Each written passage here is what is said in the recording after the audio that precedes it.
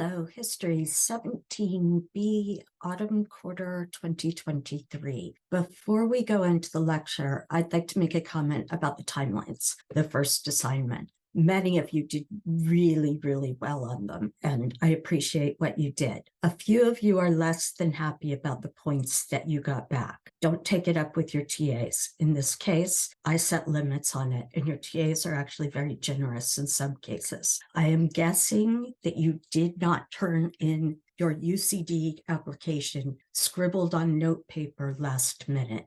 Writing counts, presentation counts. They're called a formal assignment for a reason. Formal. That means it's like a grant application or a college application. If it's messy, it goes in the trash. Remember also that percentages don't count. It doesn't matter if you have a 50% or 25%. What matters is that you have a certain number of points for the effort that you've put in so far and for how well you have shown that you understand the assignment and can communicate the information clearly. If you can't, just redo the assignment. That's what it's for. You keep the points you have, you get more points. Now, after sounding incredibly severe there, I will say that this lecture finishes out Module B. You have seen this map before. This is what the United States looked like immediately after the American Civil War. We've discussed the South, the Northeast, and to an extent, the West Coast, at least in terms of immigration from China.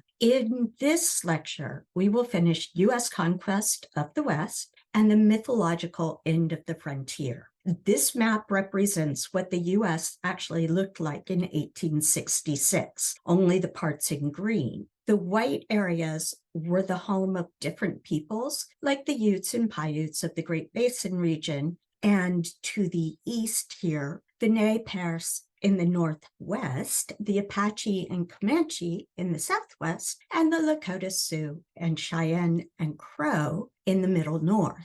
This is what the United States looked like to President Johnson and his government when he took over the U.S. presidency after Abraham Lincoln's assassination. This is probably pretty much the way it looked to Lincoln, too, to be honest. We will zoom closer on the West, but before we do, we can note two things. First, this is envisioned as a military map showing forts and military posts. The fact that the U.S. military had an enlarging presence in the western half of North America goes with what we know of American efforts, U.S. efforts, to displace Native Americans, even as much of the Army was tied up in the Civil War and then with Reconstruction. The other thing to notice is that there are no Native American groups shown or named on this map. In the minds of most white Americans, Indians were all part of one group, and they should all disappear quietly. Of course,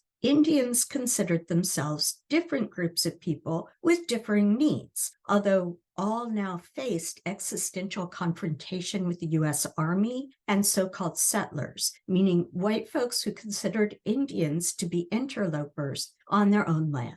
If we zoom in some on Johnson's military map, we can see more clearly that Native Americans do not exist here, except in Indian territory down here, which we've discussed as the place to which Native American groups were sent when they were pushed out of what became the American South, so groups like the Cherokee. We can also see that the territories as conceived by the U.S. government at the time do not correspond perfectly to states now. Washington Territory extends down to the east of Oregon. The Dakota and Nebraska territories are large and smaller east-west strips, as are the New Mexico and Arizona to the south on the map, the New Mexico and Arizona territories. In this lecture, we will look at an overview of U.S. policy and actions regarding Indians in the western half of North America.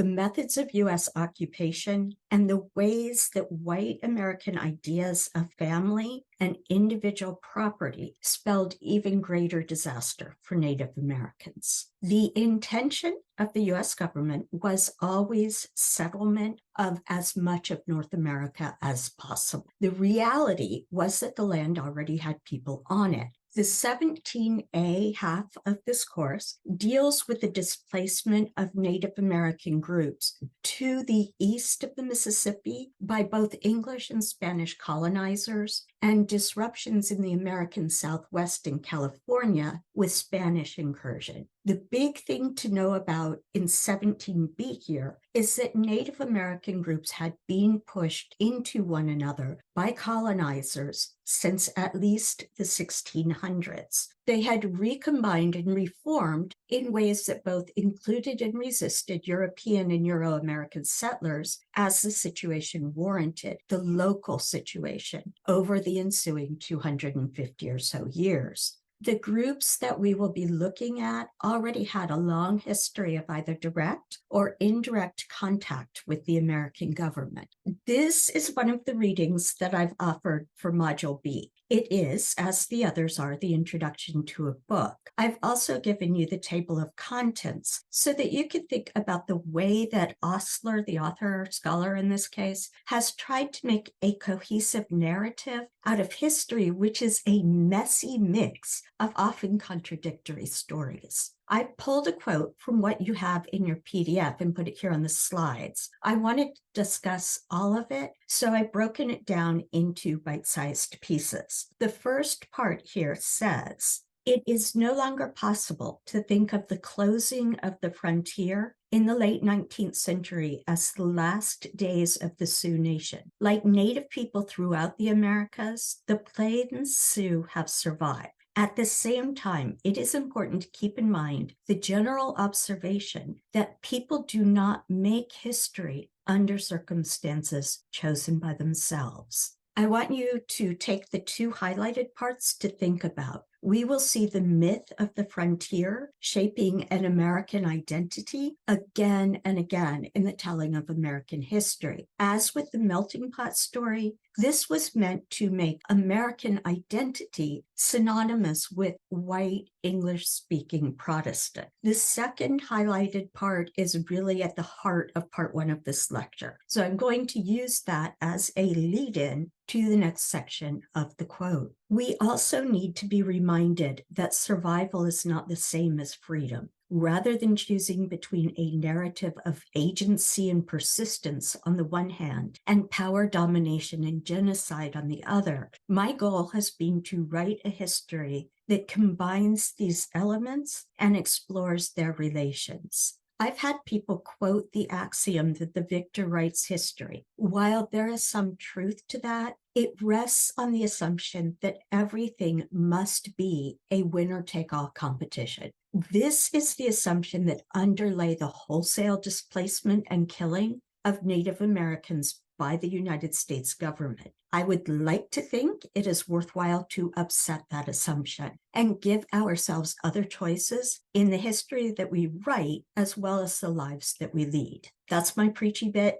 out of the way for now, because I also know that we do not make unconstrained choices, and the telling of history is never going to be objective. The last part of the quote that I'm giving you says, to do this, meaning to tell a history not all at one pole or the other, agency or complete suppression, I have searched for a variety of Sioux voices and tried to interpret them within a changing and diverse cultural context. I encourage you to keep reading what I've given you in the PDF from this quote, and to read Osler's whole introduction for that matter, because it makes these points in a solid and very readable way. For now, going forward, I'm just going to note that Osler has a book in which to tell his story, and I have half an hour or so. The story I'm using to illustrate part one of lecture 7 is entwined with, but different from, the story that Osler tells. So having both will enhance your understanding of both. Our part one story is going to center on Black Kettle here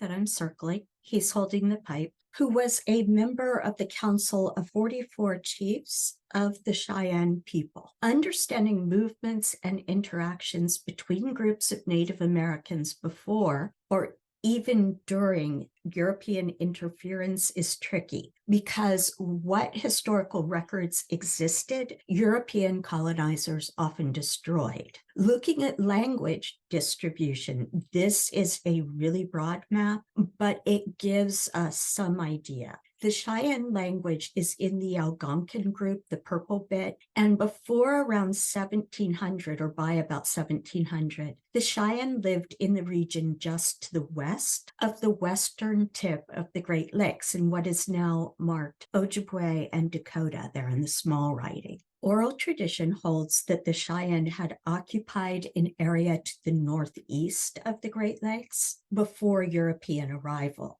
Pressure from British and to an extent French colonization pushed some groups westward into the Cheyenne, in turn pushing the Cheyenne further west. The Cheyenne moved piecemeal early on, village by village, and over an extended period of years. Their political organization was not that of a nation state with hard borders where everyone would have retreated at once. With more pressure coming from neighboring groups, bands of Cheyenne moved west into the Cheyenne River Valley, and then under pressure from the Ojibwa, who were themselves under pressure, the Cheyenne moved again band by band over an extended period of time to settle along the Missouri River. Continuing pressure from other Indian groups who were themselves pressured by groups pressured by European and then American colonization that was going on to the east pushed the Cheyenne into the Black Hills and eventually split the group into a northern segment and a southern group on the two branches of the Platte River here. This map gives a broader, more comprehensive, although less detailed view of Native American distribution as a result of westward pressure by Anglo-Americans to 1841. All of the Cheyenne are lumped together here in a tiny bit with all of the Arapaho. But you can see the amount of pressure and squeezing between Indian groups that was going on in this broad band. So as the map notes, all of these groups shown in pink originated to the east of the Mississippi River. Looking at the view from the U.S. federal government, Secretary of War John C. Calhoun administratively established, that means he didn't really get permission from Congress, the BIA or Bureau of Indian Affairs within his department, and note that that was the Department of War. On March 11, 1824. Congress later legislatively established the Bureau. That means they acknowledged what had already been created. And they created the Commissioner of Indian Affairs post via an act on July 9, 1832. In 1849, the BIA was transferred to the newly created Interior Department. In the years that followed, the Bureau was known variously as the Indian Office, the Indian Bureau, the Indian Department, and the Indian Service. So you may see any or all of those things in reading or in other places where you look. In 1851, the United States invited in quotes because there wasn't a lot of choice given, all the Native nations of the northern Great Plains, including both groups of the Cheyenne, to gather for a treaty council at the mouth of Horse Creek, near Fort Laramie, where Nebraska and Wyoming now meet. Two negotiators from the U.S. Office of Indian Affairs met with delegations representing 9 Native nations, although the invitation and the resulting treaty failed to recognize the Cheyenne as 2 separate groups. Basically, the Native Americans who took part wanted to keep their people alive, and the representatives of the U.S. government planned to claim land. The resulting treaty is called both the Horse Creek Treaty and the Fort Laramie Treaty of 1851. The treaty is shown here on the left. It's written on 4 pieces of parchment stitched together with blue ribbon. And the Native American delegates' name signatures are down here in the bottom right column. The extracts on the right basically sum up the treaty. So they say, articles of a treaty made and concluded at Fort Laramie in the Indian Territory between Indian agent commissioners specially appointed and authorized by the President of the United States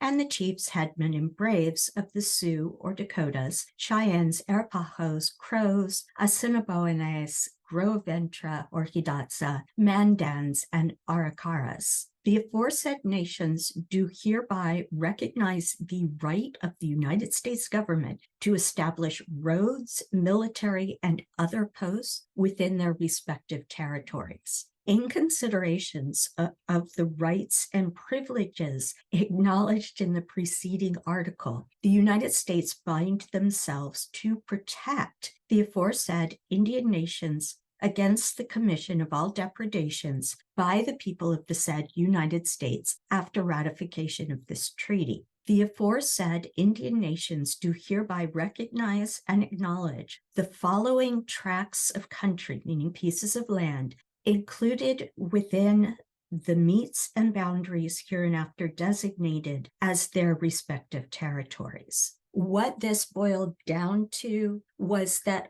all of the groups that met were assigned land reserved for them by the U.S. government. That's where reservation comes from. The original map on the left is kind of difficult to make out, so I have the map on the right to help out. Both the Arapaho and all of the Cheyenne, northern and southern, were assigned the pinkish bit to the south here, which actually includes Fort Laramie. This is where we pick up Black Kettle. Upon the death of his father-in-law in 1854, Black Kettle became chief of the Wutapio band of the Cheyenne. With the movement of white gold seekers to Colorado in 1859, Chief Black Kettle advocated a policy of peace and accommodation. No, this wasn't true of all Indian groups, including all bands of the Cheyenne, but this is what his band individually did, and his band was recognized as a group of their own by the Cheyenne.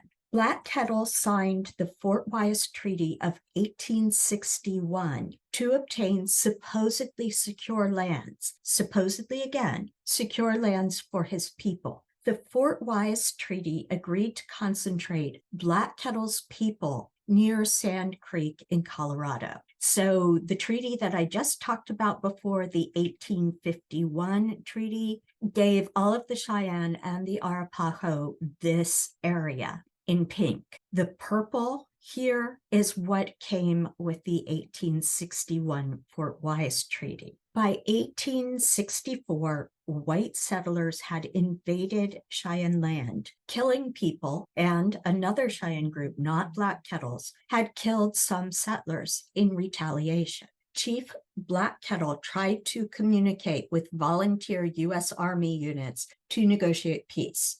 And it's called a volunteer army because it was not at the time professionally trained the same way that the Army is now. So finally, one of Black Kettle's people was able to deliver a letter to Major Edward Wynkoop, the commanding officer at Fort Lyon. Black Kettle succeeded in securing a council with Major Wynkoop in the Camp Weld Conference held on 28 September 1864. Reporting in person to Fort Lyon, Chief Black Kettle was directed by the American military to return to Sand Creek and to await an official Army delegation. On November 29, 1864, Colonel John Shivington, leader of the 3rd Colorado Volunteers, attacked Black Kettle's camp near Fort Lyon. Even though the chief tied an American flag along with a white banner of surrender to the end of a lodge pole and stood waving it, the soldiers commenced firing. They shot one of Black Kettle's wives 9 times. Incredibly, she survived, but more than 200 Cheyenne died in the Sand Creek massacre, many of them women and children. In October 1865, Black Kettle, trying to keep the few people he had alive, accepted the Little Arkansas Treaty, which exchanged the Sand Creek Reservation for land in southwestern Kansas. And you will notice that the Sand Creek Massacre occurred during the time of the American Civil War. I will not go into the remaining treaties and movements in detail. This, what you're looking at here, is where the Cheyenne, all of the Cheyenne, were supposed to go, along with the Arapaho, according to the U.S. government in the final treaties. You will recognize this whole area as what is now Oklahoma, the small region called Indian Territory, into which the southeastern groups like the Cherokee had already been squeezed. This is only one story of one leader and one band, but this space was assigned to all of the Cheyenne, regardless of their individual courses of action. They were promised food and annuities to keep them alive, literally to keep them alive through winter, food that never came. In 1868, General Philip Sheridan ordered U.S. armed forces to undertake a winter campaign against Indians who were responsible for raids against settlers. And basically, they were trying not to starve the Native Americans, not Philip Sheridan's armed forces. Guided by Osage Scouts, the Osage are another group of Native Americans, Lieutenant Colonel George Armstrong Custer and his 7th Cavalry followed the tracks of a Kiowa, yet another group of Native Americans, raiding party. Notice again, not Black Kettle's group. They followed them to the 47 lodges camped on the Washita River, they being the Army. On November 27, 1868, Custer's troops charged into Black Kettle's village. Black Kettle and his wife, Medicine Woman, the one who had managed to survive the previous massacre, attempted to flee the so-called Battle of the Washita, but a volley of bullets killed them. Black Kettle's band at that point included really only women, children, and elderly people. Custer was greeted as a hero for ordering their slaughter. I have included the Ohio Statesman article, or at least the top of it. You can see that it did not hit the news in Ohio until a month and a half after it happened because of the way that news had to travel. If you can stomach it, you can also read how it was reported. The previous section made the point that brave white frontiersmen did not conquer the West. The U.S. Army did. The American government was also instrumental in the success of railroads and white settler land claims. This so-called transcontinental railroad was not the only major east-west rail line. You might remember the Northern Pacific from an earlier lecture, and there was also a southern line connected with Mexico. However, the transcontinental railroad through the center of North America was a big deal to people at the time. White people in the United States, it was a big deal to them with the idea of taking over the continent. It was a big deal also to everyone who was displaced and everyone who worked on the railroads. The Union Pacific built west from Omaha, Nebraska. It started there and not actually on the other side of the continent because there were already railroad systems in the east. The Central Pacific built east from Sacramento, California, which is why Sacramento has a big railroad museum. Track was later extended to San Francisco, so it didn't really start from San Francisco initially. The two lines met at Promontory Point, Utah. The railroads are different lengths because the Union Pacific was laid across the relatively flat Great Plains, and the Central Pacific went through the Sierra Nevada mountains. Timber for trestles, for bridges, and railroad ties, those cross pieces, could be gotten from the Pacific Northwest up here, but everything else, iron rails, equipment, the trains themselves, was too big and heavy to be taken on wagon trails. So for the building that came from the east, stuff could be transported by railroad. But for the building that started from the west, these things, including entire train engines, had to be shipped either around and across the Isthmus of Panama. There was no Panama Canal at the point, or all the way around Cape Horn at the southern tip of South America. Building the Transcontinental Railroad was ridiculously expensive, especially the part built from Sacramento. The Central Pacific Railroad, or CPPR, was financially underwritten by a group of powerful tycoons known as the Big Four. You've seen the image on the left before. Stanford's name is on Stanford University. Huntington's is on the prestigious Huntington Library, and Crocker's name is on Crocker Art Museum. Hopkins is probably memorialized somewhere, but I can't think of anything off the top of my head. If you know, please do let me know.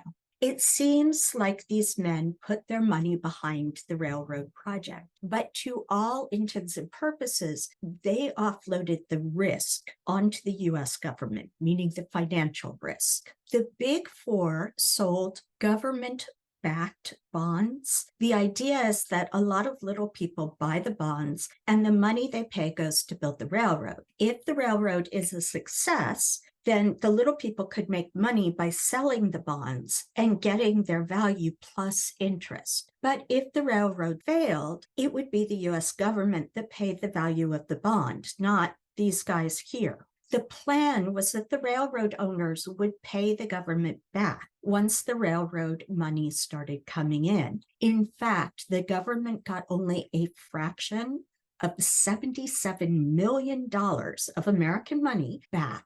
Plus, the government covered around $43 million in deferred interest payments completely. Those were 19th century dollars, each of which could buy far more than $1 now. The U.S. government also funded the railroad using the Pacific Railroad Acts of 1862 and 1864. You are looking at the 1862 Act on the left. These acts granted the railroads hundreds of millions of acres, which the railroad could then sell to the public to encourage westward settlement by white Americans, extending effective U.S. control. Basically, the U.S. and the railroads sold lands that did not belong to them, which is one reason that the U.S. Army was employed to remove Native American people from their homes and move them all to relatively tiny bits of land, including that called Indian Territory. Notice if you read this, it's not just farming land that's being offered, but also lands with mineral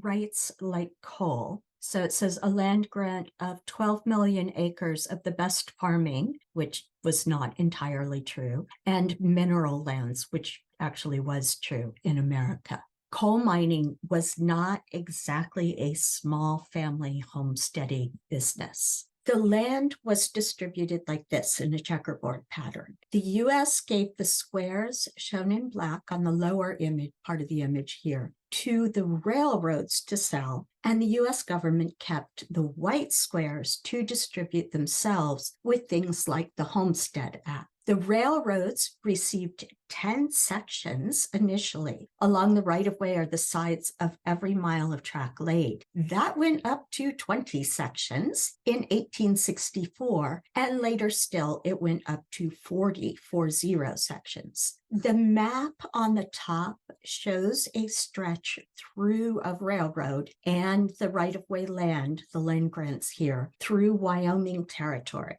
You may remember that the track there headed north through that region in order to make access to coal mines profitable for the folks who could own the mines, folks who could buy up lots of squares without ever moving west themselves. You may also remember the treatment of Chinese laborers by these owners from the last lecture, and that insomuch as people who survived the Rock Springs massacre and were forced back to work along with still violent white miners had protection, that protection was provided by the U.S. Army. The Army was used to protect profits, not people. The other thing that the map that you see here shows is so-called reserves or Indian reservations. These are in the yellowy orange here, outlined in red. There's a tiny one here, and there's another one here. As you know from part one of this lecture, the bargain was that if Native American people gave up their homes to white Americans, including railroad owners, the U.S. Army would be somewhat less likely to kill them, the Native Americans, not the railroad owners. Because timber was needed for building railroads in towns, settlers were encouraged to plant timber, meaning trees, on the alternating plots that they bought. The remains of this can be seen from the air, from airplanes in some places now. The green image is fairly straightforward. In the lower checkerboard, the white areas are where snow has settled because the trees in those areas have already been felled. The dark areas are still covered in timber. The land grants were not limited to the transcontinental railroads. They were given to branch lines, smaller railroads as well. Very little of this land was bought directly by settlers. Most of it was bought by speculators for low prices, who then sold on to farmers or mining companies for a large profit. Two things about the ad on the right. First, if anything is offered to you on very long credit, run, because what that actually means is a lifetime of interest payments. Also note, the land being sold is described at the bottom as North Platte lands and South Platte lands. You might recognize that as the land of the Northern and Cheyenne branches of the Cheyenne from part one of this lecture. One last thing before I leave the railroads. This is a famous image showing the celebration at the meeting of the two sides of the Transcontinental Railroad. The two men shaking hands in the center here are the owners, and you might recognize the bearded one on our left as Leland Stanford. The last spike driven into the joined rails was called the Golden Spike, and it was Stanford who was given the honor of ceremoniously hammering that spike into place. You see that there are actual workers in the photo, but you may also notice that not one of them is Chinese. Some of you may have noticed that the Railroad Act of 1862 came at the same time as the Homestead Act of 1862. If you think about the checkerboard land given to the railroads, the squares kept by the government were offered to people who would do what was called homesteading. And homesteaders weren't only the ones who got Homestead Act land, they were anyone who did this particular type of settlement. Someone who is 21 years old and the head of a family could file for 160 acres of land under the Homestead Act. If the person lived on the land for 5 years and improved it in the eyes of the white U.S. government, doing things like building a house, digging a well, plowing 10 acres, and putting up fencing, they could keep the land for free at the end of 5 years. It was also possible, however, to buy up land directly for $1.25 an acre, which sounds super cheap now. It was not as cheap at the time, but it definitely was cheap for those people who had a lot of money to start with. And if people paid outright for the land, then they didn't have to go along with the development plan, building fences and so on. Just as with the railroad lands, speculators were quick to buy up government land and then sell it on to homesteaders, with the speculators making a tidy profit.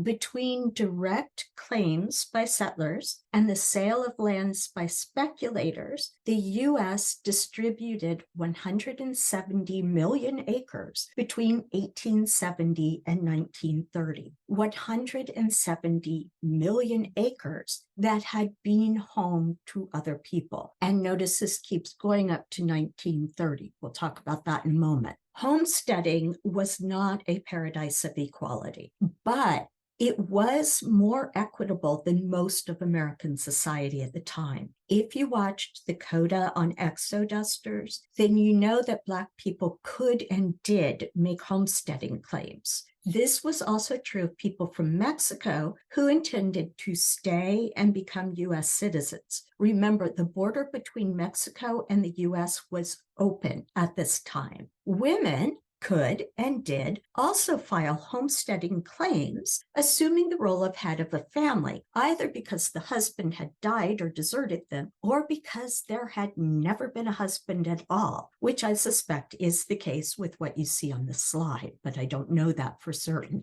Native Americans could also file homesteading claims, but, and this is a big but, not for groups or communities, only single families recognized as families by the U.S. government. And remember that the land was to be farmed and fenced, both of which were antithetical to the lifeways of many of the Native Americans who had been removed from the land to make way for the homesteaders. The Dawes Act of 1887 was literally titled an act to provide for the allotment of lands in severalty to Indians on the various reservations. And it emphasized severalty, meaning the treatment of Native Americans as individuals rather than as members of tribes or communities. This piece of legislation was also known as the General Allotment Act. Federal Indian policy during the period from 1870 to 1900 shifted away from removal, treaties, reservations, and war, and it was a gradual shift, not abrupt, which had already accomplished what the U.S. government had wanted.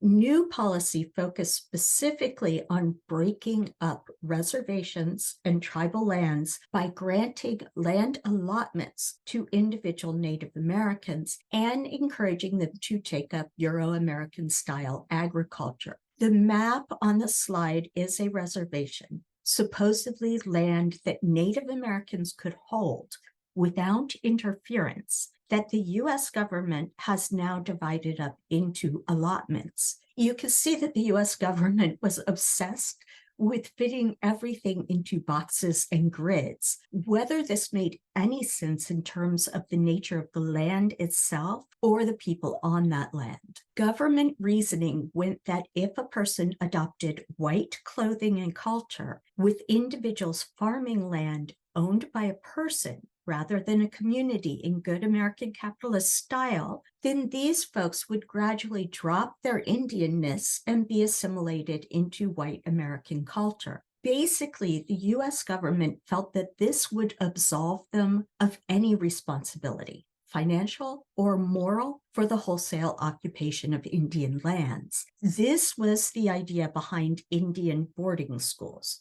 as well. The idea of U.S. government-run Indian boarding schools was that if you take children away, not only from their parents, but any adults in their community, then those children will grow up ignorant of their own heritage and trained in white culture and values. The image on the slide and others like it that you can find online is a graphic representation of the aim of Indian boarding schools. These are the same children shown in the photo on the left and the photo on the right. The Carlisle Indian School was considered a model for assimilating Native American children. The motto of the head of that school, whom I am not going to name here, was "Kill the Indian in him and save the man."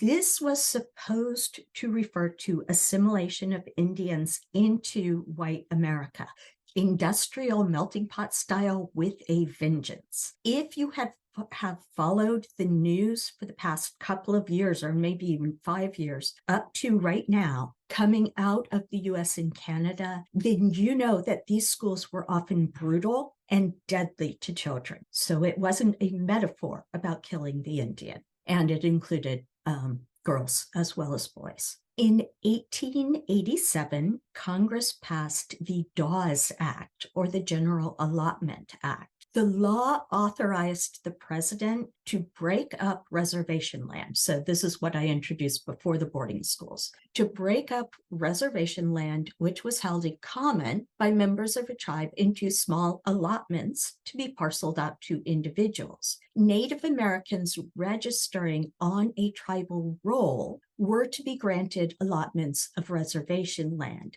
meaning that they had to be judged to actually belong to a group that they were then expected to not work with. Supposedly, the purpose of the Dawes Act and the subsequent acts that extended its initial provisions was to protect American Indian property rights, particularly during land rushes of the 1890s. Realities made the claim of protection questionable at best. The land allotted to individual Native Americans, included desert and near-desert lands entirely unsuitable for farming. The techniques of Euro-American farming were incompatible with the landscape and deliberately antithetical to the tribal or communal way of life.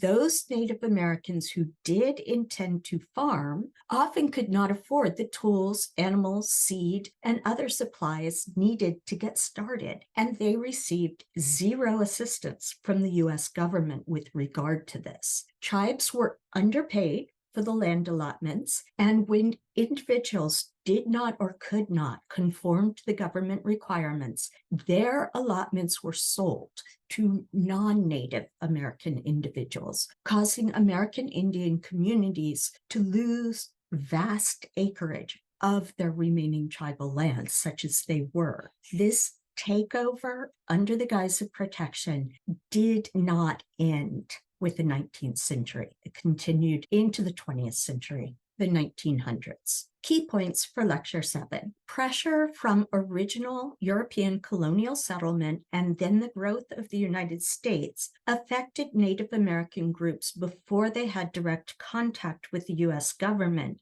because it squeezed Indian groups together into ever smaller spaces. During and after the American Civil War, the U.S. government pursued a policy toward Native Americans of removal, treaties, often then broken by the U.S., confinement to land reservations, and outright war. The U.S. government used Indian removal to clear the way for railroads, white settlers, and access to mineral resources like coal. The U.S. used a checkerboard land distribution system in which alternating plots of land along a western railroad belonged to the railroad company and the U.S. government. Despite being backed, in quotes, by powerful financiers like Leland Stanford, the U.S. government basically paid for the Transcontinental Railroad, while the big owners made steady profits.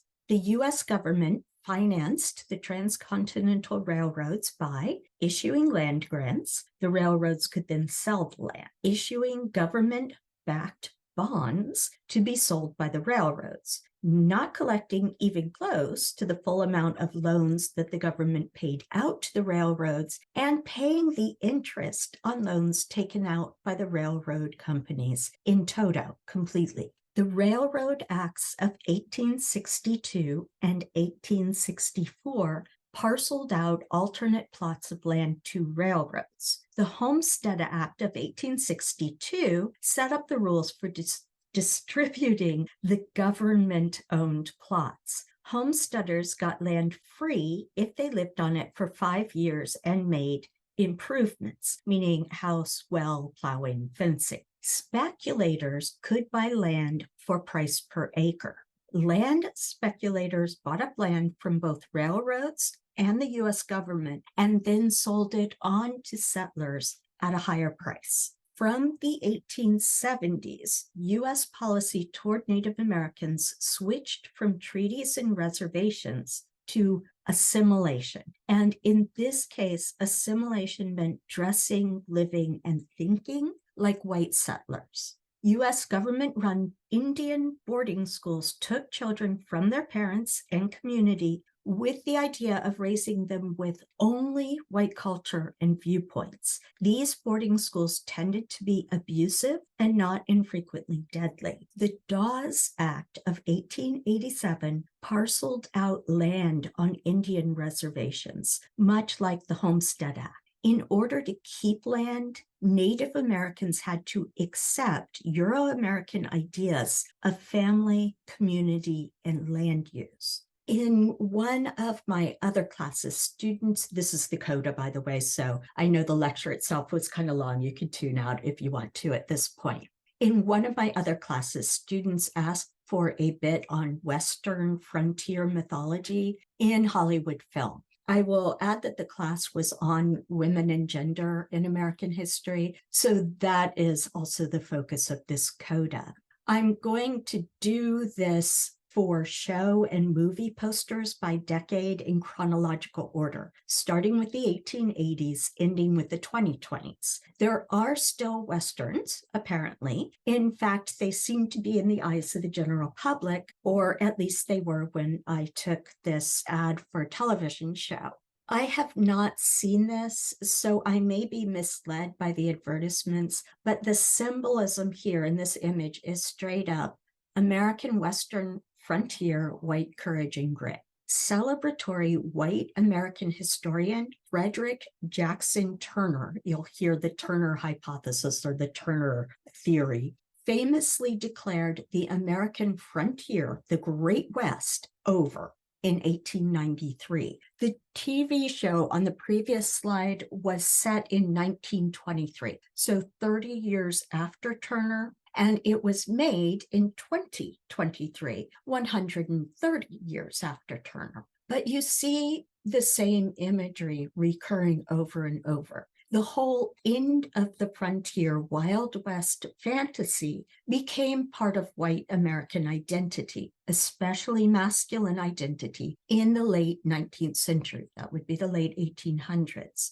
This image of America rested then and continues to rest on the mythology of independent white men forging a new civilization. And that word civilization is important still. Succeeding through their own courage, strength, tenacity, and wisdom with absolutely no outside help.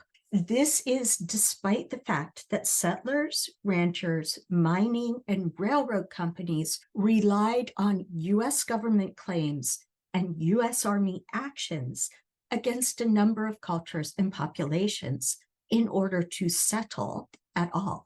There were Western films in the 1910s, but not so many posters, at least not with an easy Google search. Before that, at the end of the 19th century, there were live Wild West shows like Buffalo Bill's Wild West show, but his was not the only one, just the most famous. There is so much to think about in all of the posters that I have on the slide. And I'm quite certain that if you are still watching at this point, you are also thinking about those things. Because one of my downtime interests is historical costuming and reading historical clothing, I find the image on the lower left here fascinating in the respect that Buffalo Bill's aesthetic in this picture and in others is very much a version of Charles I adapted to location. Now, Charles I was the monarch executed in the English Civil War in 1649 by Parliament and Oliver Cromwell. The connection of this presentation, complete with hat, facial hair, and head hair, would have communicated something to his audience at the time. And I've always kind of wondered what he was going for here. You may have noticed, or you'll see coming up, that not all movies considered Westerns are set in the American West. The one thing that doesn't change, that makes the Western into a genre,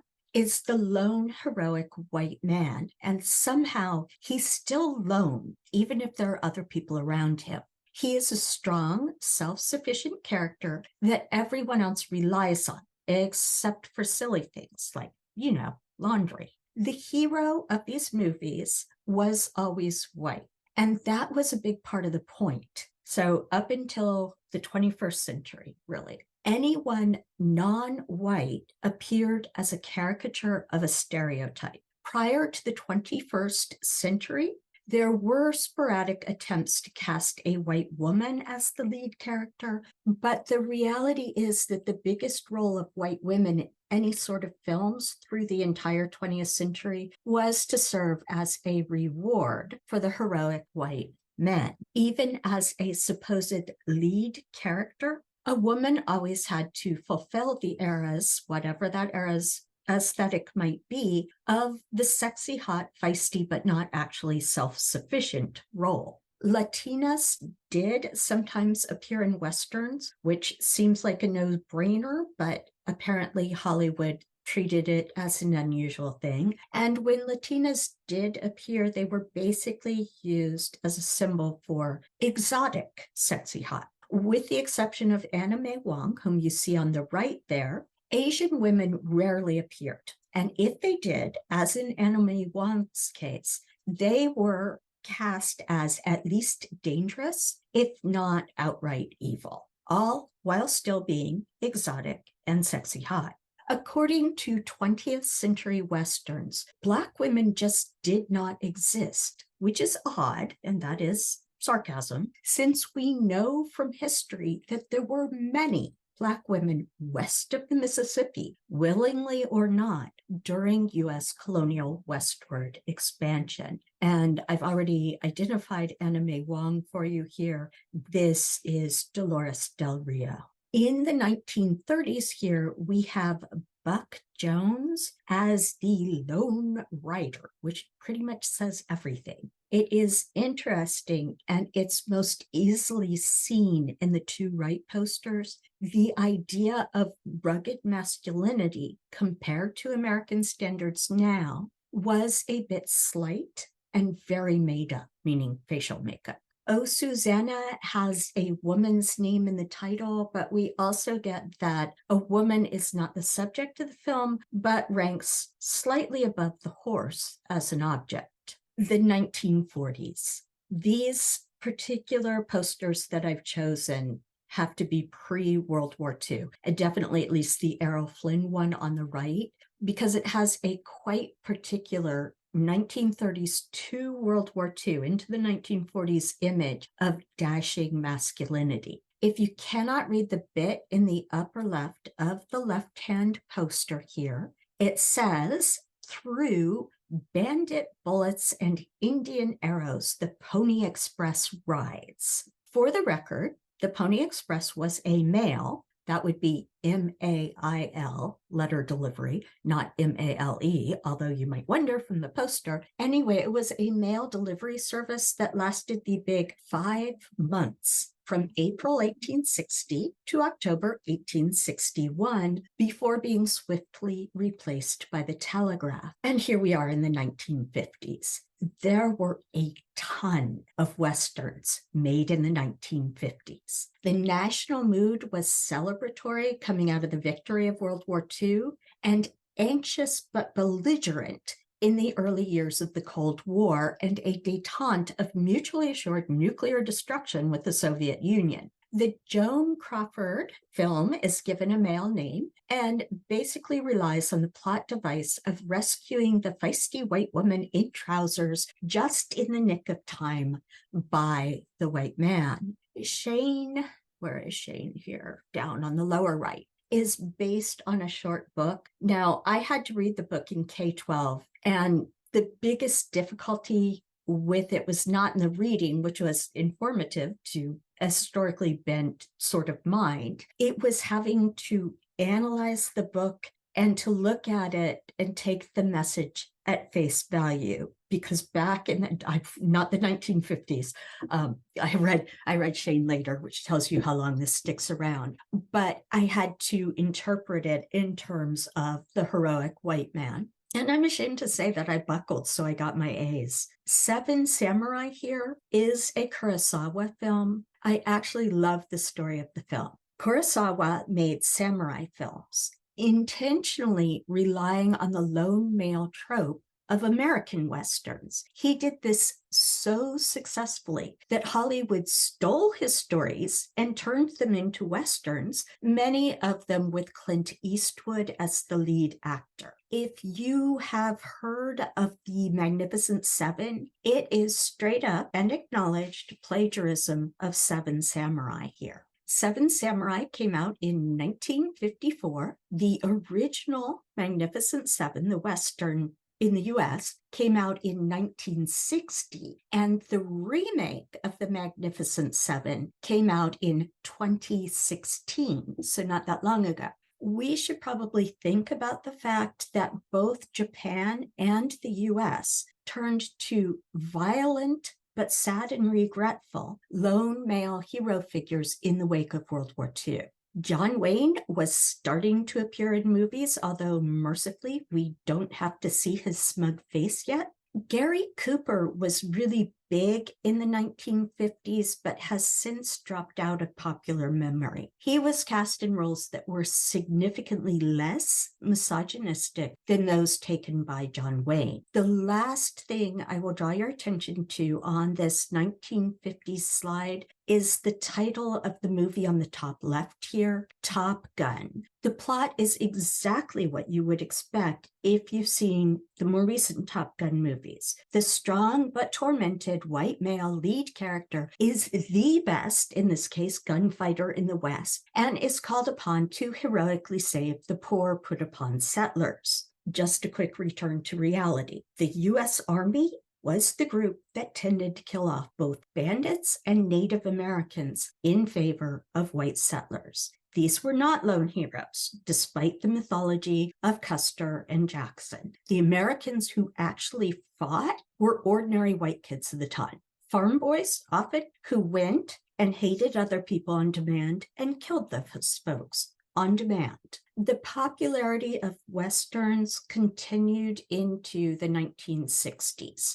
John Wayne was front and center. You can see him here and here. His films are some of the most misogynistic movies I have seen and wish that I had never seen, which is saying a great deal because Westerns are at heart misogynistic as well as racist. The John Wayne films popularized physical abuse of women and made it not only masculine, but expected of any true red-blooded white American male. Violence against other groups was so common that it was unremarkable. So the cowboys killing off the Indians, that was old news. These films gained even greater popularity among white audiences in the context of the civil rights movement, the women's rights movements, the anti-Vietnam student movement, and even more to the point, the gain, however infinitesimal, of a voice in politics by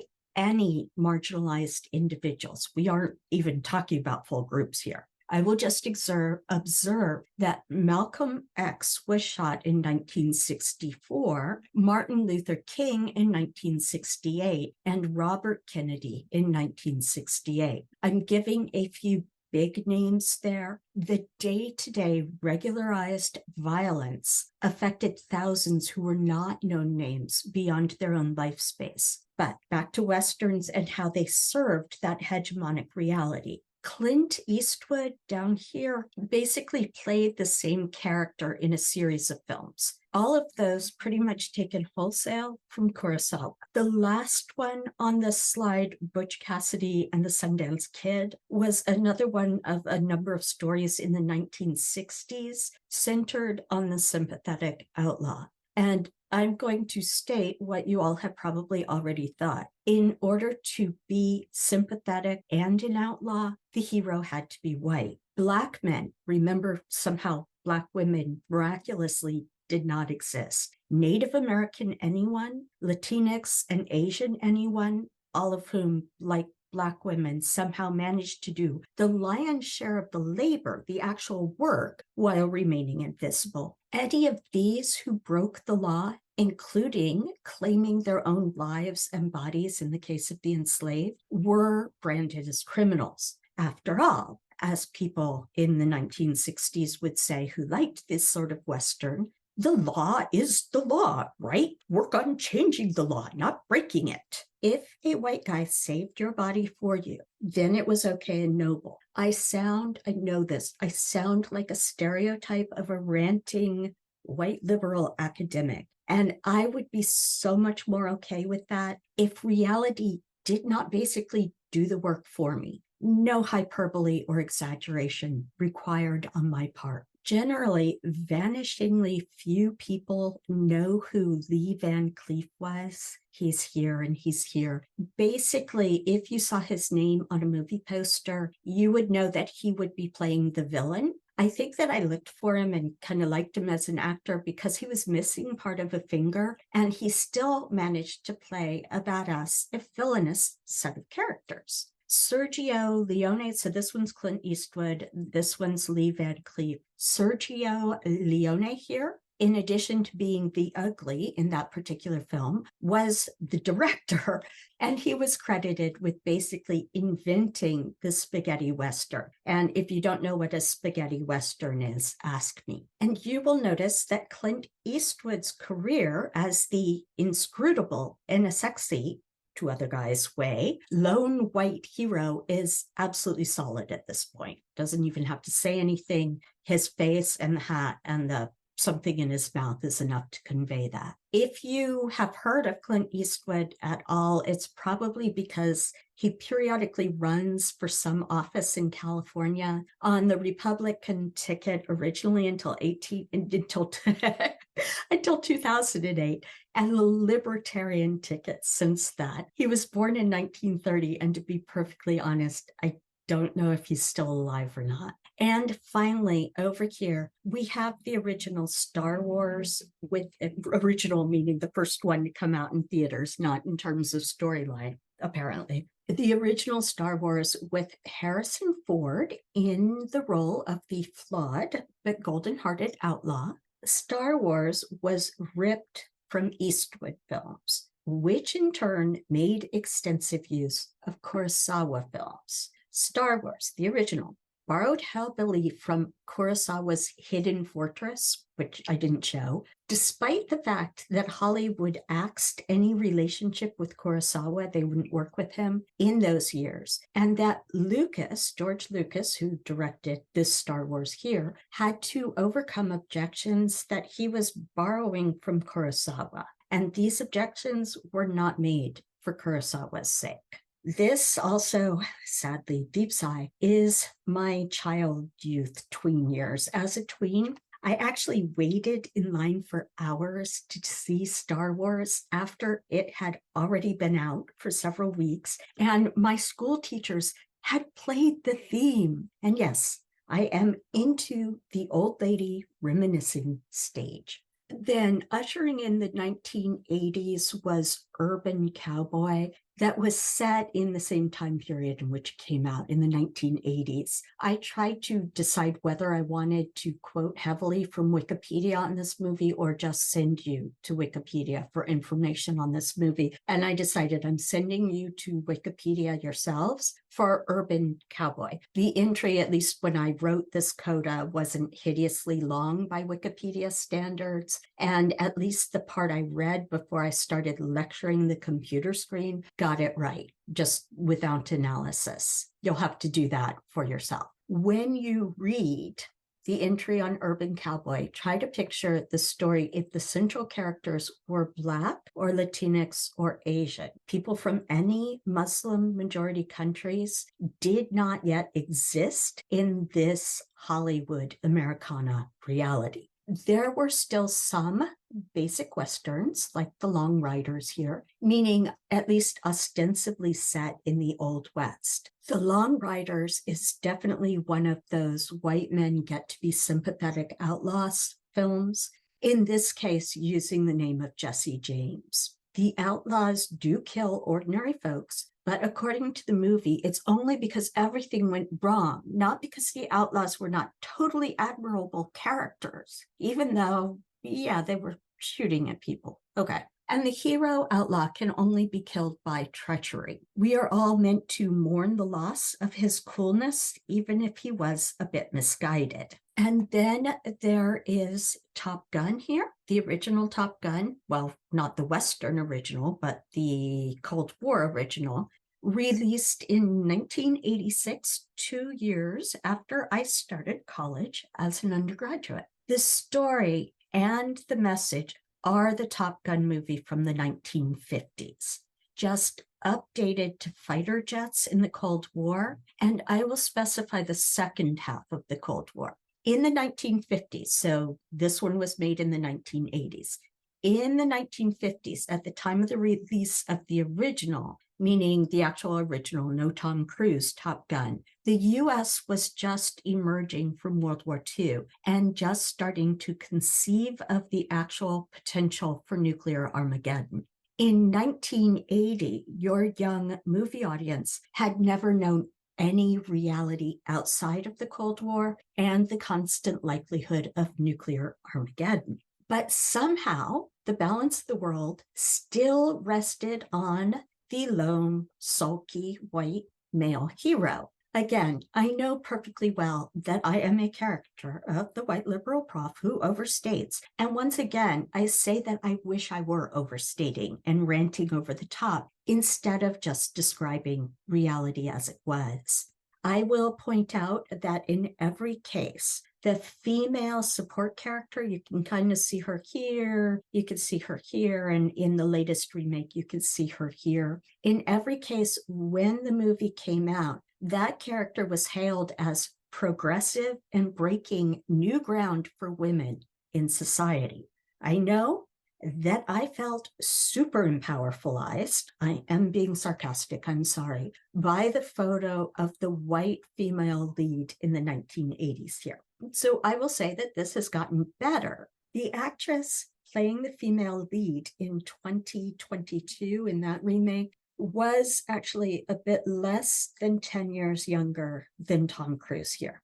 That is monumental for Hollywood, which tends toward, well, Carrie Fisher was 14 years younger than Harrison Ford when the original Star Wars came out. Sean Young, who's a woman, was 17 years younger when the first Blade Runner came out, and Anne Heche was 26 years younger than Ford when 6 Days, 7 Nights was filmed. The quotes on the slide that you're looking at are from a Manchester newspaper and apply to the 2022 sequel to the movie. This, on the slide, not in reality right now, this is the 1990s, and I have to admit that I did not see many movies in the 1990s, nor have I since. The ads for Dances with Wolves suggested yet another white male savior story. Tombstone, I don't even remember the ads, I'll admit. And Unforgiven, I did actually see, and I hated it so much that I try not to think about it ever. The only thing that I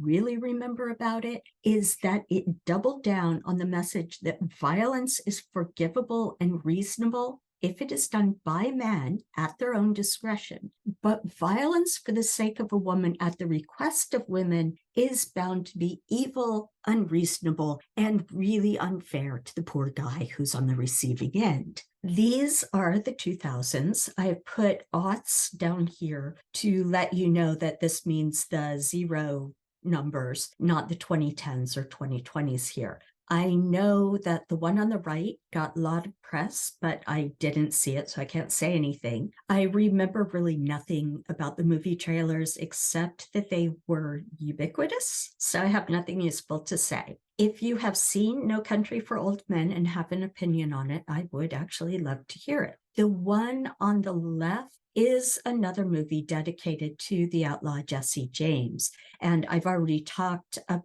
about the fact that the sympathetic white outlaw genre, the outlaw had to be white. This is a selection of films from the 2010s, and in some ways this has changed. I've seen none of them, so any analysis that I make is based on the posters here. There is a face on the lower left here in Hostels that is probably Native American, and a film with a Black male lead. So we are meant to feel that quite progressive. And maybe these were worthwhile representations, but knowing Hollywood, I'm not holding my breath. In terms of style of the posters relating to earlier Western precedent that we've just seen, Hostels makes me think of the Buffalo Bill advertisements from the 19th century. Hell or High Water over here reads as a John Wayne sort of character. Django is referencing actually the Clint Eastwood films. The reference is deliberate and self-aware in this case, so it may be that it was successful. Again, I don't know.